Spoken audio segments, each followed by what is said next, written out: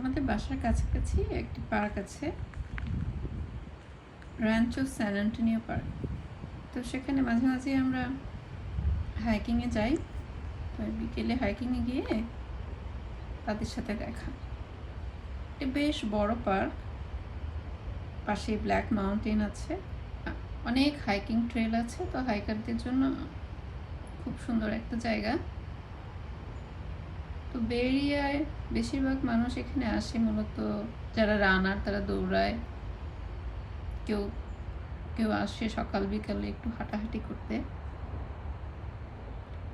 আবার অনেকে শখের হাইকিংও করে, যারা হাইকিং ভালোবাসে।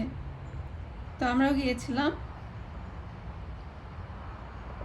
পথে তাদের দেখে আমার আসলে হরিণ খুব ভালো লাগে, তাদের দেখে খুব মন জুড়িয়ে যায়। যখনই দেখি আমরা একটু দাঁড়াই। তারা কিন্তু ভয় পায় না, কারণ মানুষেরকে তারা দেখে অভ্যস্ত। তো জাস্ট একটু কৌতূহল ভরে তাকিয়ে থাকবে। তারা দেখার চেষ্টা করে যে মানুষগুলো কি কাছে আসবে কিনা।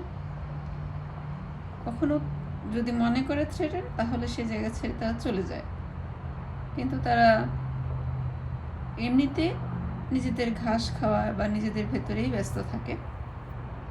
এখানে দেখতে পাচ্ছেন এতটা সময় পুরোটা জুড়ে ভিডিও করলাম এত কাছ থেকে, কিন্তু তারা সবাই নিজেরাই নিজেদের কাজে ব্যস্ত।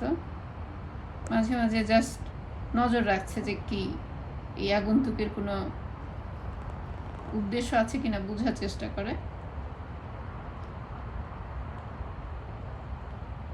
সবুজ মাঠে এই হরিণের মেলা দেখতে আসলে খুব ভালো লাগে।